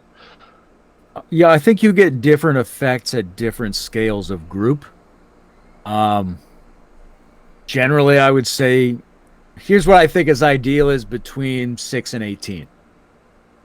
If you for like real rich interaction, but there's also a sense in which you could set up a situation in which there are, say, concentric circles, right? In the Dionysian rituals in ancient Greece, originally there was a tight group of participants who would enact the procedure, and then a large swarm of quasi-participants who would be in a semi-intoxicated or semi-entranced state. They're still tuned into the thematic stuff, but they're not as prominently engaging it themselves. They're sort of acting like an amplifier or echo chamber. So I think when you get beyond, somewhere between a dozen and 24 people, starts to become a kind of a functional limit where it's hard to have everybody really contributing. So some would have to be the contributors and some would have to be bystander participants at that scale or larger scales. You need more than a couple, but it has to be enough so that everybody can see each other, right? If you're doing it like this, you don't want more people than you're able to grasp with your eyeball in terms of all the little video squares.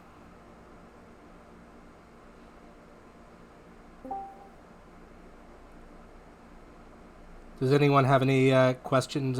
Any other questions on this aspect? Let me just say one thing about a ritual, Yeah. which is, and this is more from European magic tradition, the phrasing, the banishing ritual, but it's present in shamanic lineages as well, which is you want to clean up when you're done. And part of that is you're going to pass what's happened into the unconscious symbolically by saying, we're suddenly going to forget it.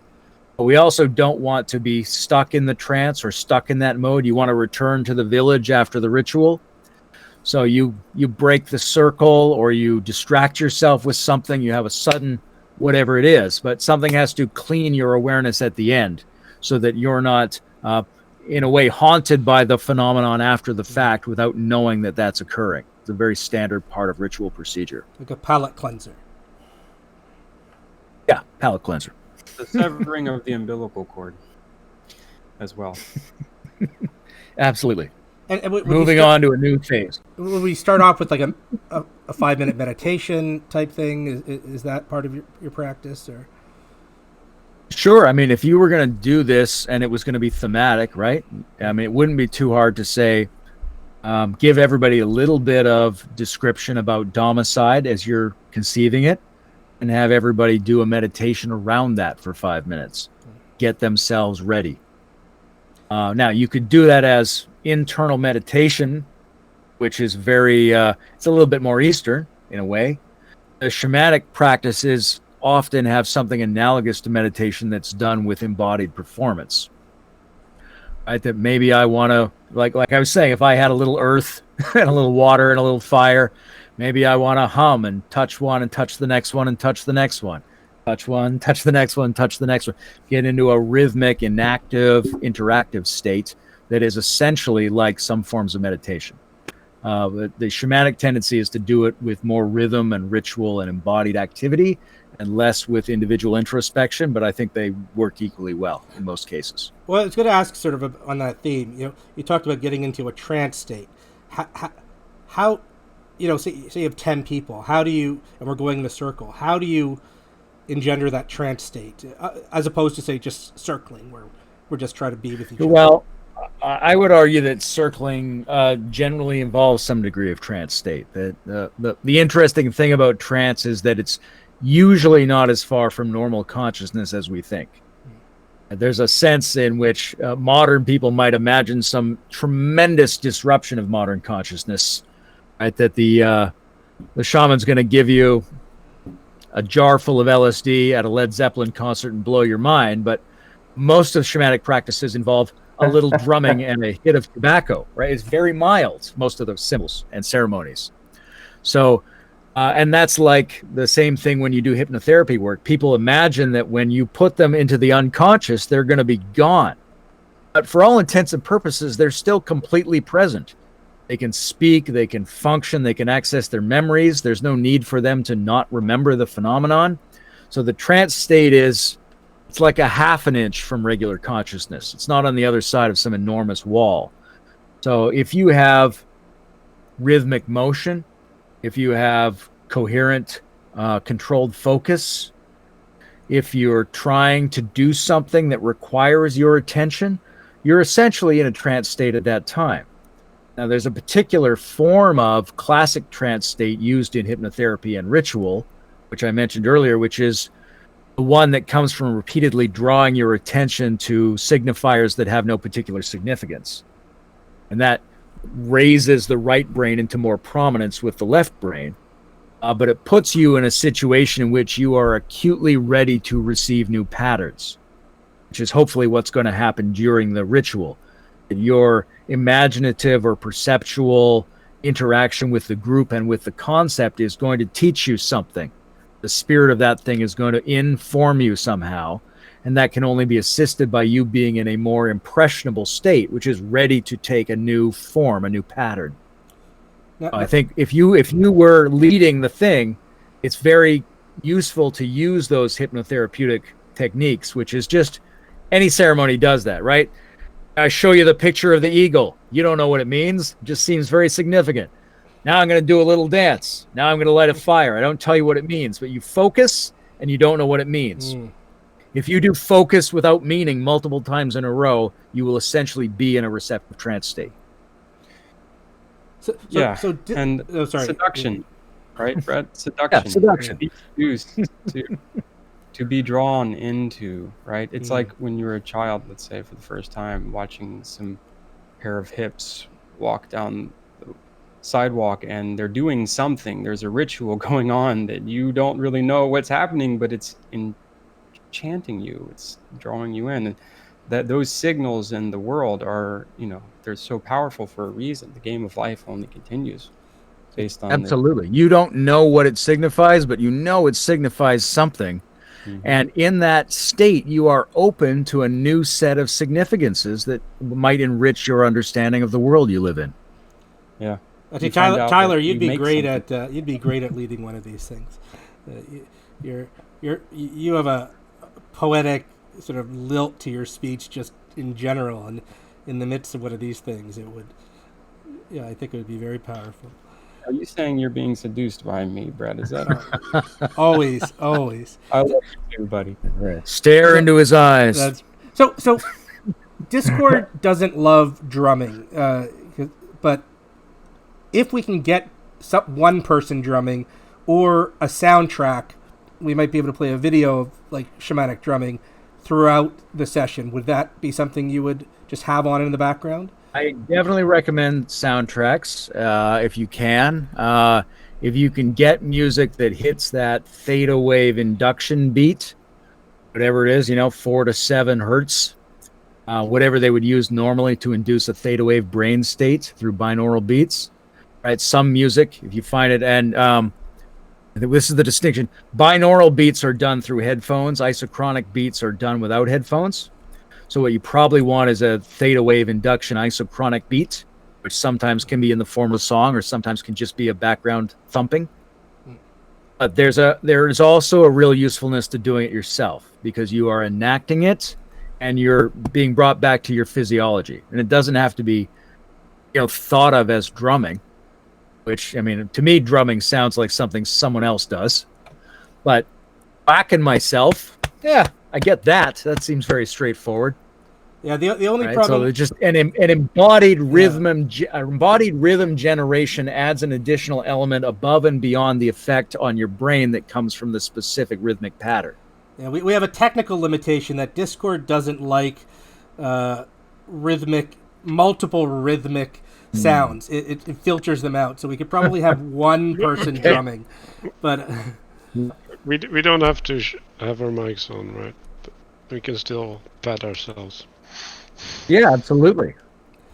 Yeah, that's fantastic. So Well, I'm gonna go on a semi-tangent, so if you want to finish up. Well, I wanted to ask I had just the something people. Yeah. Oh, okay. Yeah. Go ahead.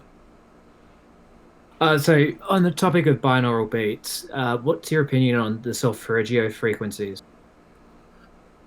I don't see any strong evidence that they meet their claims, but I don't see why they wouldn't be a perfectly useful frequency among other frequencies.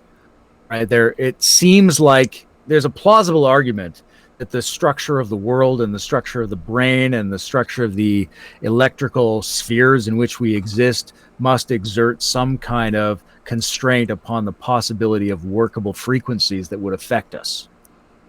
But I just don't think we have the evidence to show that any particular frequency is that frequency. We have some speculations. I just don't think there's been much solid science work on that yet.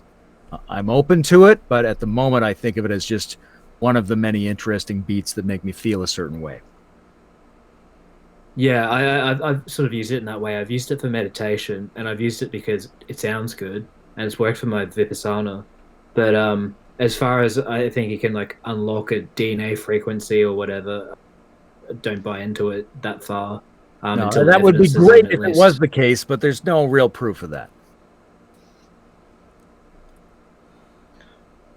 Yeah, So go ahead, Manny. I want to kind of rephrase what you're doing in the ritual, right? You're unearthing unconscious symbolic associations by different methods, and you kind of call it resonating, right?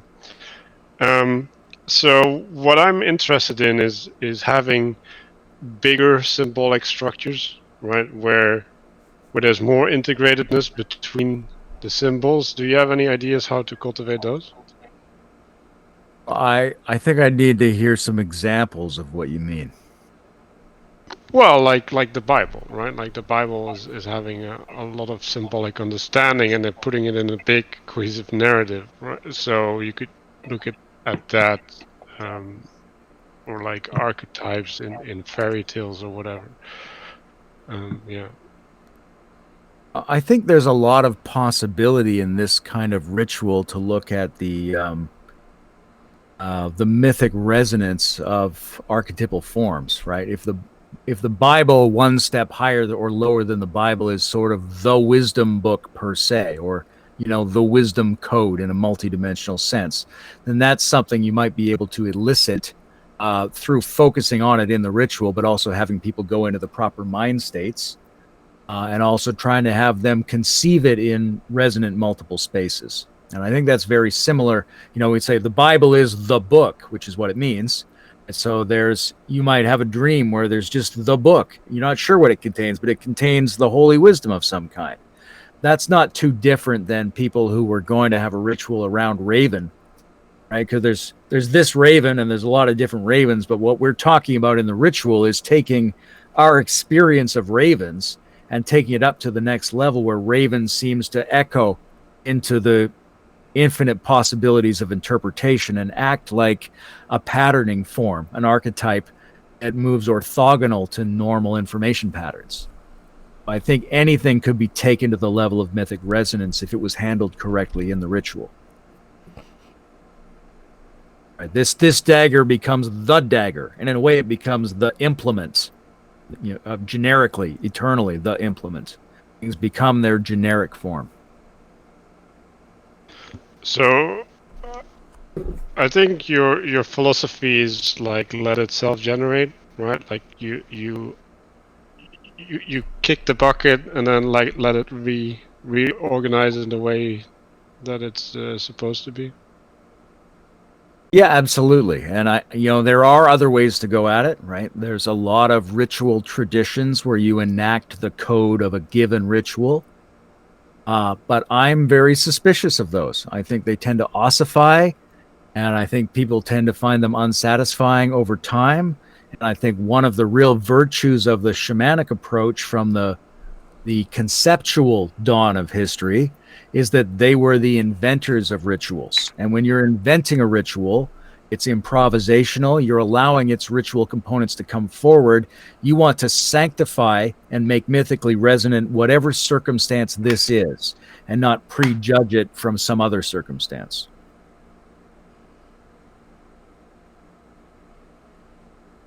And in that sense, it's very much like mindfulness and meditation practice, right? That what you fundamentally want to do is allow whatever's coming up in you to presence itself, so that you can integrate that in a richer way that isn't bound to particular reactions.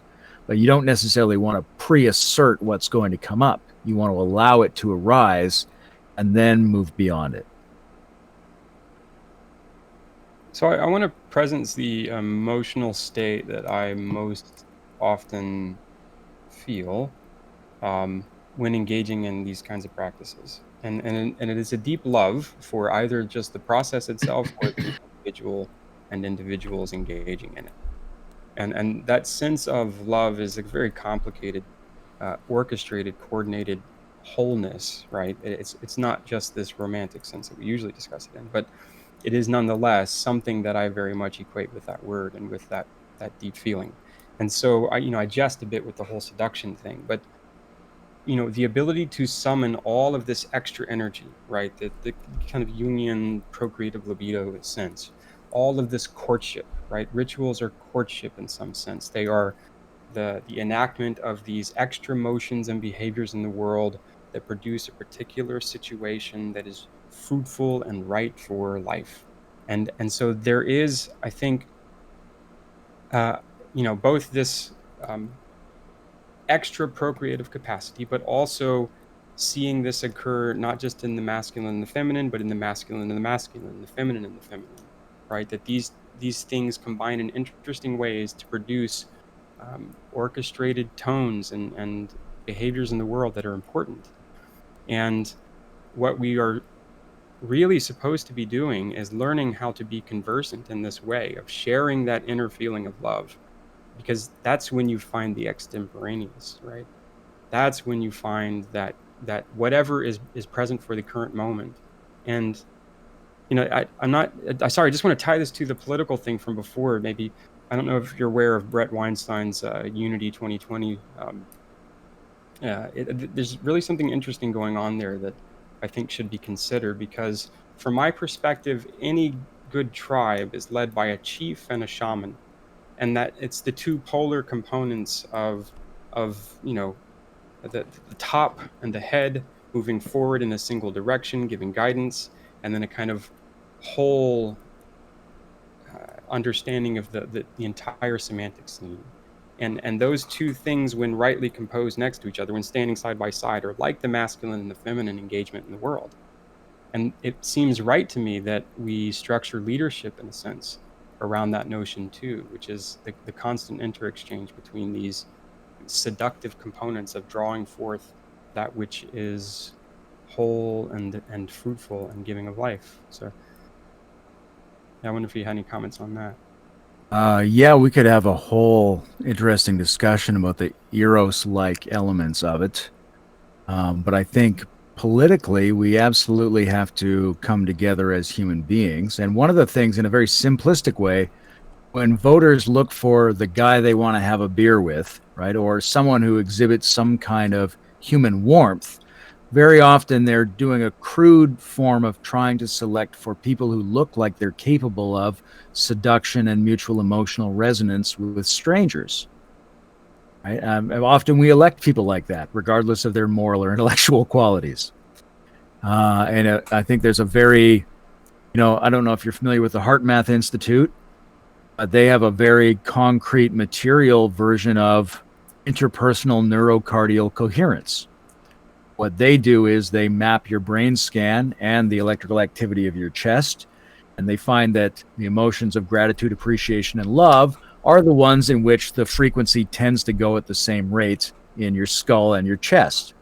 And you can bring people who are doing that together with each other, and their electric signature for that oscillation seems to sync up very well.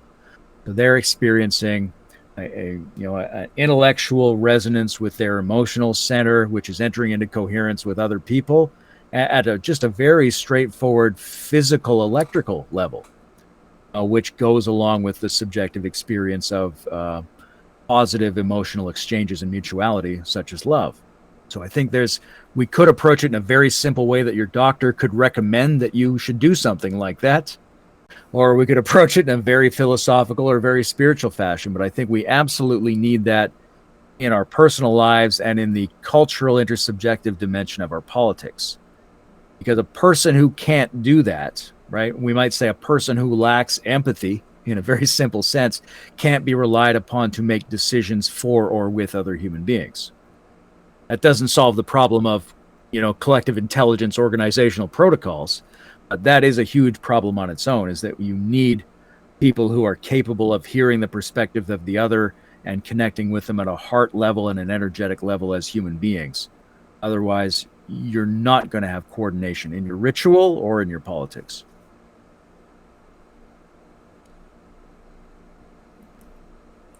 Right. Yeah, it's that inner conversation between the ego and the rest that isn't the ego, right? It's like, yes, this is right. Well, wait a minute. Let's examine something else. And constantly going back and forth. One of the things that I've noticed is that the current milieu, the current cultural milieu, it's very difficult to get people into the vulnerable, trusting state that is necessary for evoking these deep, connected, trusting states, and for the work associated with it, right? It's very difficult to produce that when so much of the world is built up on the falsity of certain signals, right? That are kind of always bathing us, or we're kind of saturated in manipulation, marketing and advertising agencies. There's a lot of forces working against it, for sure, and you have to create contexts in which it can happen. There may be new ways that we can figure out to make it happen, but the traditional instinctive human way is one-on-one in a space that is outside of our normal life roles. And that's part of what the ritual space is supposed to create, is a place where we can get together, we see each other, we're close enough, but this is a place where we don't get to perform our business role, our political role, our family role. We're in an unknown space, a space that's governed by the shaman who mediates between the known and the unknown. So I know we're running... Fantastic conversation, you guys, but I got to go. I got a next thing. Yeah, thank you so much, Layman, for coming. That's just awesome. It's been a great conversation. I want to thank you, thank everyone who's participating, and it's been amazing. Thank you so much for your time. If you want to collaborate more specifically on trying to lay out the details of a ritual, I would be happy to do that. But I think in a general conversation context, mostly we just have to touch on the principles that make ritual operative. Yeah, Right. I would definitely take up on that. Sorry, go ahead. Yeah, right on point. I was just listening to this last part of the conversation, and the word leadership came up, and in my gut, prototyping came up. So why not just move forward and ask Layman to embody himself the leadership so that we can model that and then take the ball and run? That would be awesome. I'll definitely follow up with you for that, Layman, but I know you've got to run, so I don't want to keep you. Thank you so much for being here. This has been just a great discussion. Cheers, guys. All your contributions are fabulous. I really like the flavor. Thanks, Layman. Thank you. Yeah, thanks for your effort.